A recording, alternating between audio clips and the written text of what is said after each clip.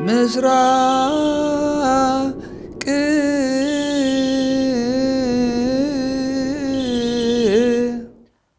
ሰላም ጤና ይስጥልን። በመላው ዓለም የምትገኙ የመካከለኛው ምስራቅ ሀገረ ስብከት ሚዲያ ተከታታዮች፣ ይህ ከመካከለኛው ምስራቅ ሀገረ ስብከት ሚዲያ በየ15 ቀኑ ወደ እናንተ የሚተላለፍላችሁ በሀገረ ስብከታችን ውስጥ የተሰሩ ስራዎች በዝርዝር የሚቀርቡበት የዜና ዳሰሳችን ነው። ከዜናዎቹ ጋር እኔ መጋቢ ሚስጥር ያሬድ መኮንን ነኝ። ከመርሃ ግብሩ ጋር አብራችሁን ቆዩ።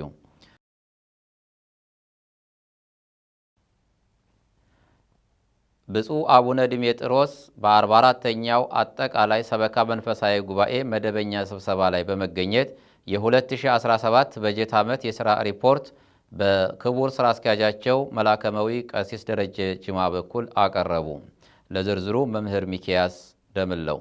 ብፁዕ አቡነ ዲሜጥሮስ የሊባኖስ የተባበሩት አረብ ኤሚሬቶችና የመካከለኛው ምስራቅ አገረ ስብከት ሊቀ ጳጳስና የቅዱስ ሲኖዶስ አባል በግንቦት ወር 2017 ዓ.ም ከተካሄደው ርክበ ካህናት የቅዱስ ሲኖዶስ ጉባኤ በኋላ ወደ ሀገረ ስብከታቸው ተመልሰው በተባበሩት አረብ ኤሚሬቶች፣ በኳተር፣ በሊባኖስ፣ በኩዌት፣ በባህሬንና በጆርዳን ሐዋርያዊ ተልእኳቸውን ሲፈጽሙ መክረማቸው ይታወቃል። ብፁዕነታቸው በመንበረ ፓትርያርክ ጠቅላይ ቤተ ክህነት ለሚካሄደው 44ኛው አጠቃላይ ሰበካ መንፈሳዊ ጉባኤ ዓለም አቀፍ መደበኛ ስብሰባና በቅዱስ ሲኖዶስ ምልአተ ጉባኤ ላይ ለመሳተፍ ከሀገረ ስብከቱ ዋና ሥራ አስኪያጅ ክቡር መልአከመዊ ቀሲስ ደረጀ ጅማ ጋር ጥቅምት 2 2018 ዓ.ም ከዱባይ ኢንተርናሽናል ኤርፖርት ወደ አዲስ አበባ ሐዋርያዊ ጉዞ በማድረግ በ44ኛው መደበኛ ስብሰባ ላይ የተሳተፉ ሲሆን ክቡር ሥራ አስኪያጅ መልአከመዊ ቀሲስ ደረጀ ጅማ በ2017 በጀት ዓመት በሀገረ ስብከቱ የተሰሩ የሥራ ሪፖርት አቅርበዋል።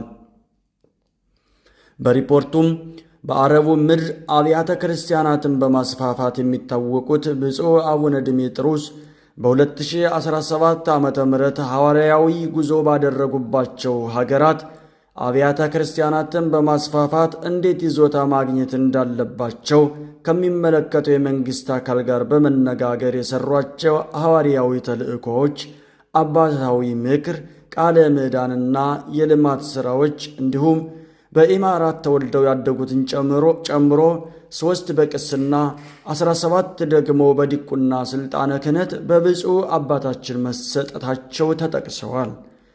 ስብከተ ወንጌል አገልግሎትን ከማስፋፋት አንጻር በሊባኖስ ሐሪሳ ማርያም ዓመታዊ ጉባኤ በማዘጋጀት በክረምት ወራት ከኢትዮጵያ የአብነት መምህራንን በማምጣት በየአድባራቱ እንዲያስተምሩ በማድረግ አማርኛ ቋንቋ ለማይችሉ ለውጭ ዜጎች በእንግሊዝኛ ቋንቋ በማስተማር በበጀት ዓመቱ 250 አዳዲስ አማንያን ተጠምቀው የቤተ ክርስቲያን ልጆች መሆናቸው በሀገረ ስብከታችን ውስጥ የሚገኙ የሁሉም አድባራት ሰንበት ትምህርት ቤቶች የሚተዳደሩበት ወጥ የሆነ የሰንበት ትምህርት ቤቶች ደንብ መዘጋጀቱ ተገልጿል።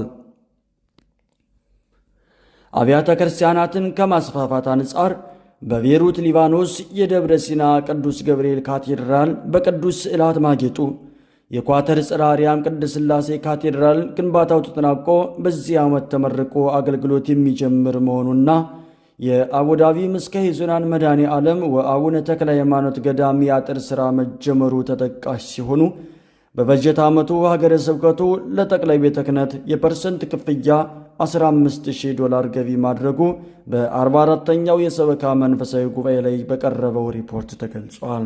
ፋይናንስን በተመለከተ በመጨረሻም ለጠቅላይ ቤተ ክህነት $15,000 ገቢ አድርገናል። ስሊፑን የሀገረ ስብከታችን ሊቀ ጳጳስ ብፁዕ አቡነ ዲሜጥሮስ ለቅዱስነታቸው እንዲያስረክቡልኝ በአክብሮት ጠይቃለሁ።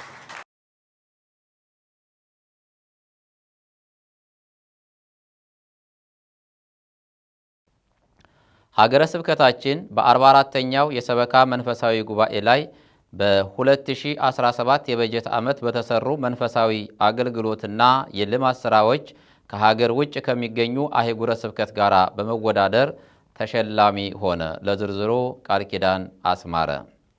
ሀገረ ስብከታችን በ44ኛው የሰበካ መንፈሳዊ ጉባኤ ላይ በ2017 የበጀት ዓመት በተሰሩ መንፈሳዊ አገልግሎቶች እና የልማት ሥራዎች ከሀገር ውጭ ከሚገኙ አህጉረ ስብከቶች ጋር ተወዳድሮ ተሸላሚ ሆነ።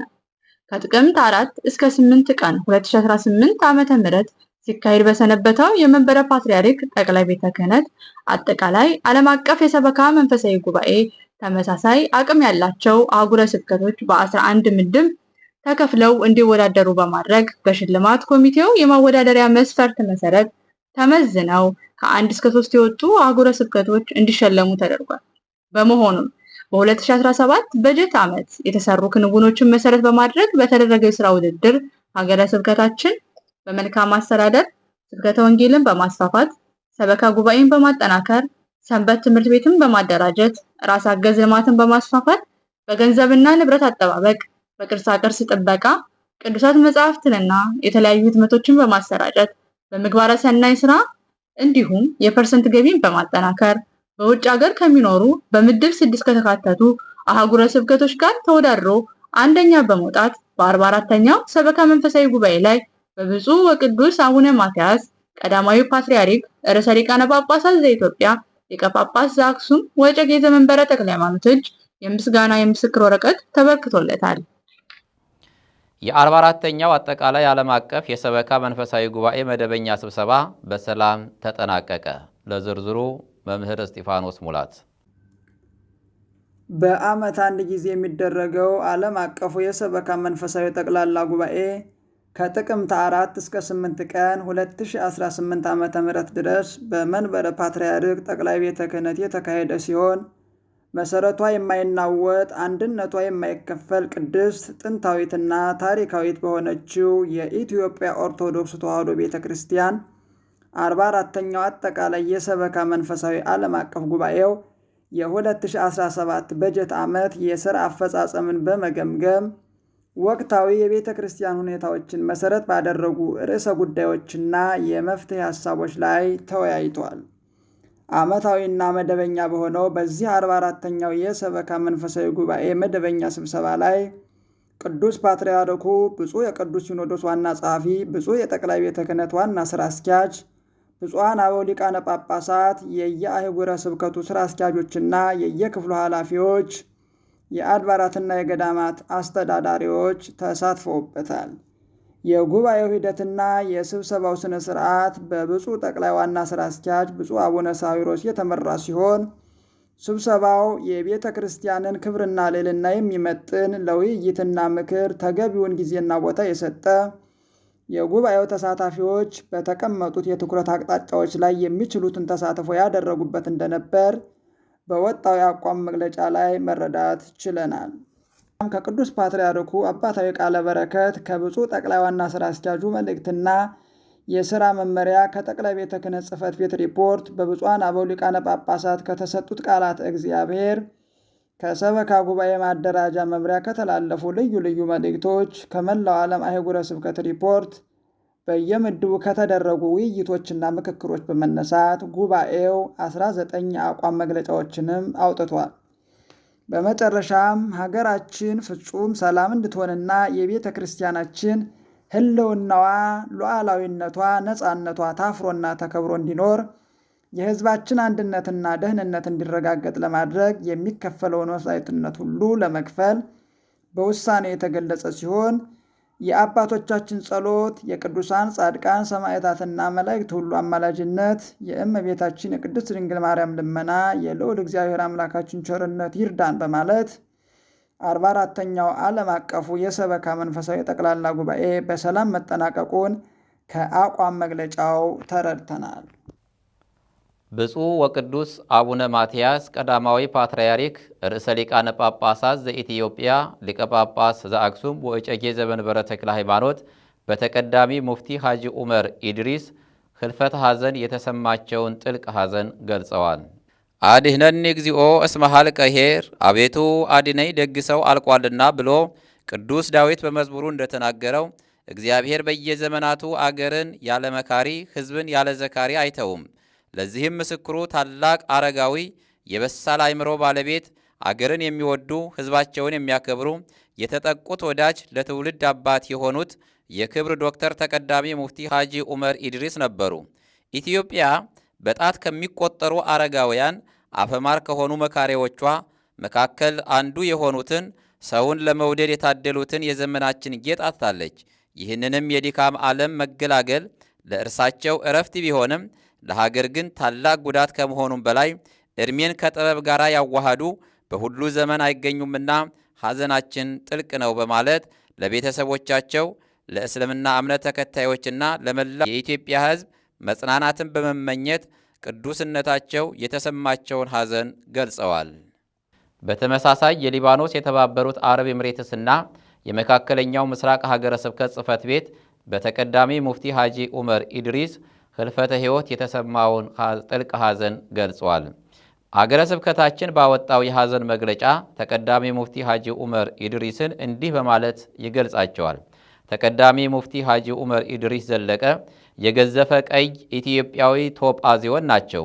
ልክ እንደ ከበረው አለት ስብዕናቸው ገዝፎ ፍቅራቸው ሃይማኖትና ብሔርን አልፎ ኖሩ። በስክነትና በጥበብ በታሸ ቃላቸው፣ በታማኝነት ባጌጠ ልባቸው ኢትዮጵያ ዛሬም የስብዕና ልክ የሆኑ ምርጦች መገኛ ሀገር እንደሆነች ታየ። በመቶ ዓመቱ ውስጥ የተገኙ የሁሉንም ሃይማኖት ተከታዮች ልብ የጎበኙ የኢትዮጵያን እስልምና ንጹሕ መልክ ለዓለም የናኙ ታላቅ አባት ነበሩ። ከዚህ ዓለም ድካም አርፈው ቢለዩንም የሰውን ልጅ ክብር፣ እምነትና ተሻጋሪ ፍቅርን የኢትዮጵያዊነትን አንድነት ምስጢር ትተውልናል። በመጨረሻም እግዚአብሔር አምላክ ለቤተሰቦቻቸው፣ ለሙስሊሙ ወገኖቻችንና ለመላው ኢትዮጵያውያን መጽናናትን ይስጥልን በማለት ሀገረ ስብከቱ የተሰማውን ሐዘን ገልጿል። ብፁዕ ወቅዱስ አቡነ ማትያስ ብፁዕ አቡነ ዲሜጥሮስን በጽሕፈት ቤታቸው ተቀብለው ውይይት አደረጉ። ለዝርዝሩ ሄኖክ ታደሰ።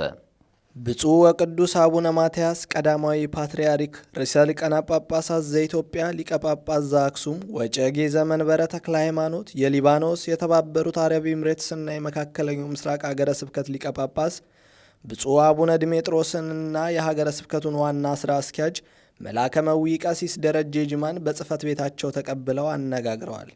ብፁዕነታቸውና የሀገረ ስብከቱ ሥራ አስኪያጅ የቅዱስነታቸውን ቡራኬ ከተቀበሉ በኋላ ቅዱስነታቸውን የሀገረ ስብከታችን መንበረ ጵጵስና በሆነው አቡዳቢ ምስካየ ሕዙናን መድኃኔ ዓለም ወአቡነ ተክለ ሃይማኖት ገዳም የመሠረተ ድንጋይ እንዲያስቀምጡልን፣ በኳታር እየተሠራ ያለውን የጽርሐ አርያም ቅድስት ሥላሴ ካቴድራል እንዲመርቁልን፣ በባህሬን በኢማራትና ሌሎችም ሀገረ ስብከታችን በሚገኝባቸው ሀገራት ለሚገኙ ኦርቶዶክሳውያን የመንፈስ ቅዱስ ልጆቹ የአምልኮ ቤተ መቅደስ መስሪያ ቦታ ከሚመለከተው አካል እንዲያስፈቅዱልን በማለት ቅዱስነታቸው ወደ ሀገረ ስብከታችን ሐዋርያዊ ጉዞ እንዲያደርጉ ያነጋገሩ ሲሆን እነዚህን ሐዋርያዊ ተልእኮች ለመፈጸም ቅዱስነታቸው በቅርብ ቀን ወደ ሀገረ ስብከታችን እንደሚመጡ መረጃውን ከሀገረ ስብከቱ ሥራ አስኪያጅ አግኝተናል።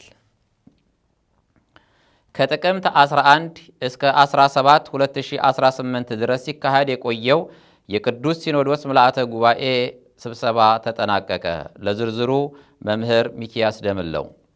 በእግዚአብሔር መንፈስ ቅዱስ የሚመራው የሐዋርያት መንበር ወራሽ የሆነው የኢትዮጵያ ኦርቶዶክስ ተዋሕዶ ቤተ ክርስቲያን ቅዱስ ሲኖዶስ ምልአተ ጉባኤ የሊቃነ ጳጳሳትና የጳጳሳት ምልአተ ጉባኤ በዓመት 2 ጊዜ ይሁን። ስለ አብያተ ክርስቲያናት የሚገባውን ሁሉ ይነጋገሩ፣ የሐዋርያዊ ተልእኮ መሰናክሎችንም ሁሉ ያስወግዱ ተብሎ በመጀመሪያው የሐዋርያት ቀኖና በሁለተኛው ቀሌምንጦስ በተደነገገው መሠረት ምልአተ ጉባኤው ከጥቅምት 11 እስከ ጥቅምት 17 ቀን 2018 ዓ.ም ድረስ ስለ ቤተ ክርስቲያናችን መንፈሳዊ፣ ማኅበራዊና የምጣኔ ሀብት እድገት፣ ስለ ሀገር ሰላምና አንድነት፣ ስለ ቤተ ክርስቲያን አስተዳደርና ሐዋርያዊ ተልእኮ መስፋፋት፣ ስለ ሰው ልጅ ሁሉ ደህንነት ሰፊ ውይይት አድርጓል። ወቅቱን ባማከሉና ዘላቂ ቤተ ክርስቲያንን ተቋማዊ ሕልውና በሚያረጋግጡ የቅዱስ ሲኖዶስ ልዕልናን በሚያስጠብቁ ለምዕመናን ደህንነትና ለአገልጋዮች ሕይወት በሚጠቅሙ መንፈሳዊ አስተዳደርንና ማኅበራዊ ጉዳዮችን መሠረት ባደረጉ አጀንዳዎች ላይ በመንፈስ ቅዱስ አንድነት በመወያየት ለቤተ ክርስቲያናችንና ለሀገራችን ጠቃሚ የሆኑ ውሳኔዎችን አሳልፏል።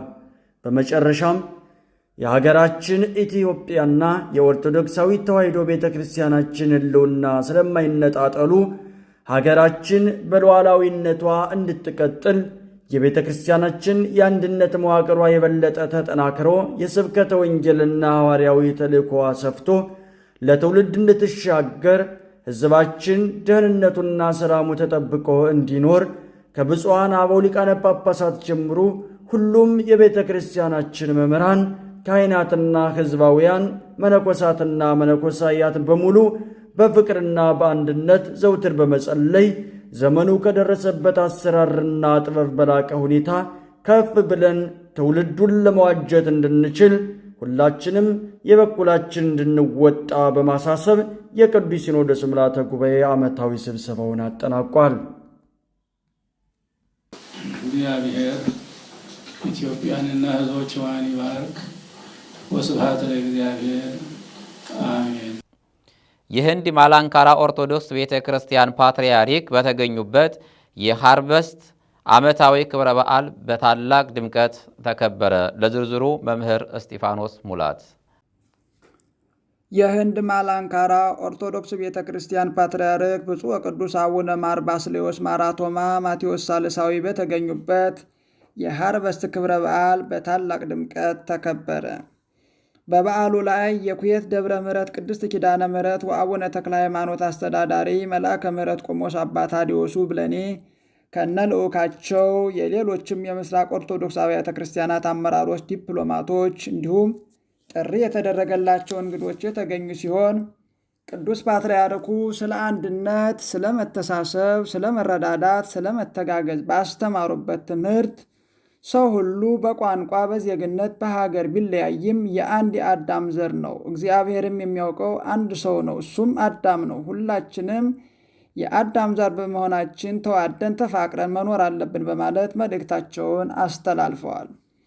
በኩዌት የምትገኘውን የኢትዮጵያ ኦርቶዶክስ ተዋሕዶ ቤተ ክርስቲያን ወክለው የተገኙት መልአከ ምሕረት ቆሞስ አባ ታዲዮሱ ብለኔ ባስተላለፉት መልእክትም የኢትዮጵያ ኦርቶዶክስ ተዋሕዶ ቤተ ክርስቲያንና የህንድ ኦርቶዶክስ ቤተ ክርስቲያን በክርስቶስ መሠረት ላይ የተመሰረቱ የሐዋርያትን ትምህርት ቃል በቃል የተቀበሉ የማይናወጥ መሠረተ ትምህርት ያላቸው በመሆኑ በቦታ በሀገር ቢለያዩም በመሠረታዊ ትምህርት ሃይማኖት አንድ በመሆናቸው አሃት አብያተ ክርስቲያናት በመባል ይጠራሉ። በዚህ ታላቅ በዓል ስትጠሩን በደስታ የተገኘንበት ምክንያትም በዓላችሁ በዓላችን፣ ፕሮግራማችሁ ፕሮግራማችን ስለሆነ ነው በማለት መልእክታቸውን ቤተ ክርስቲያኗን በመወከል ተናግረዋል። በተጨማሪም በኩዌት የምትገኘው የኢትዮጵያ ኦርቶዶክስ ተዋሕዶ ቤተ ክርስቲያን ከህንድ ኦርቶዶክስ ቤተ ክርስቲያን ጋር በመንፈሳዊ አገልግሎት፣ በማህበረሰብ አያያዝና በሌሎችም ጉዳዮች ተቀራርባ ለመስራት ዝግጁ እንደሆነች በመግለጽ በዚህ ለ50ኛ ጊዜ በሚከበረው የሃርቨስት በዓል በመገኘታቸው ስለተደረገላቸው ጥሪ ምስጋና አቅርበዋል። ከመርሃ ግብሩ ጎን ለጎን በተደረገው ውይይት ሁለቱም አብያተ ክርስቲያናት ለወደፊት ከመቼውም ጊዜ በበለጠ ተቀራርበው ለመስራት ዝግጁነታቸውን ገልጸው የመርሃ ግብሩ ፍጻሜ ሆኗል። ክቡራን የመርሃ ግብራችን ተከታታዮች የዜና ዳሰሳችን ይህንን ይመስል ነበረ። አብራችሁን ስለቆያችሁ ከልብ እናመሰግናለን።